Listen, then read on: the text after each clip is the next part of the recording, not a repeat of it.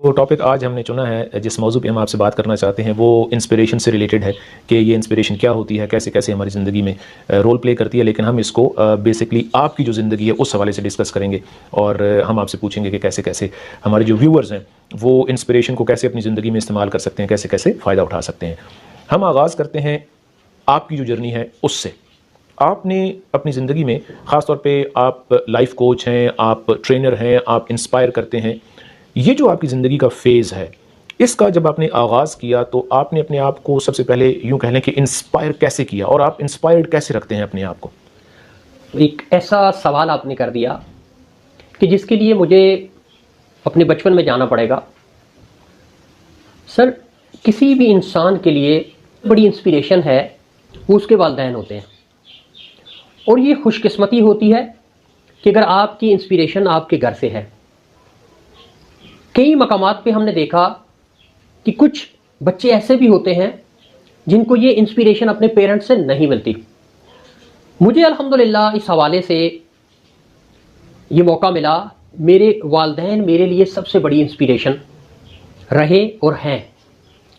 बचपन में जब होश संभाला तो देखा कि वालिद साहब जो हैं वो रोज़गार के सिलसिले में मुख्तलिफ जगहों पे थे, और हमारी जो वालदा साहबा हैं उन्होंने उनकी अदम मौजूदगी में हमारी तरबियत की। सबसे बड़ी इंस्पिरेशन मैंने देखी वो ये थी कि एक छोटे दर्जे के मुलाजम होने के बावजूद मेरे वालिद साहब के अंदर जेनरोसिटी का यानी सखावत का जो पहलू है वो बहुत ज़्यादा रहा, और अभी तक है अल्हम्दुलिल्लाह।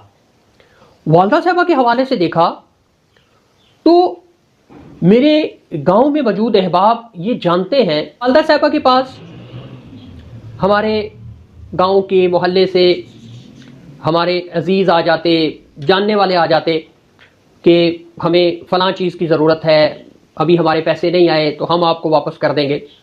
तो ये मेरे लिए बहुत बड़ी इंस्पिरेशन थी कि कम वसाइल के अंदर रहते हुए अगर हमारे वालिदैन ने ये सारे काम किए हैं तो अल्हम्दुलिल्लाह हम क्यों नहीं कर सकते। तो ये पहली इंस्पिरेशन जो है ये मुझे मेरे पेरेंट्स से मिली कि वसाइल का बहुत ज़्यादा होना मानी नहीं रखता, बहुत ज़्यादा परफेक्शन होना मानी नहीं रखता।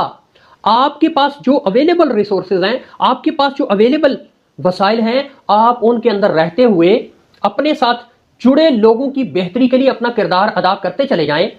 तो ये पहली इंस्पिरेशन मुझे मेरे घर से मिली। राइट। और अल्हम्दुलिल्लाह उसी इंस्पिरेशन को लेते आगे सीखते चले गए। उसके बाद देखें, इंसान की ज़िंदगी में बड़ी फेजेस आती हैं। इंसान स्कूल में जाता है, कॉलेज में जाता है, यूनिवर्सिटी में जाता है, और अपनी फिर प्रैक्टिकल लाइफ में भी इंसान आता है। फिर उसके बाद बहुत सारे अहबाब का इस ज़िंदगी के सफ़र में किरदार रहा। अगर थोड़े से करीब जाएं तो पहले भी बहुत जगहों पे ये तज़करा हुआ कि डॉक्टर खालिद महमूद कियानी साहब जो कि मेरे इमीडिएट बॉस रहे, उन्होंने गोया आप ये कहें कि मुझे उंगली पकड़ के इस फील्ड में फेंक दिया। बल्कि वो कहते हैं कि धक्का किसने दिया, तो मुझे इस फील्ड में धक्का देने वाले डॉक्टर खालिद महमूद कियानी साहब हैं। और उसके बाद फिर जो ज़िंदगी का सफ़र है वो आपके सामने है। बड़े पुरपेच रास्ते आए, बहुत ज़्यादा इसमें रुकावटें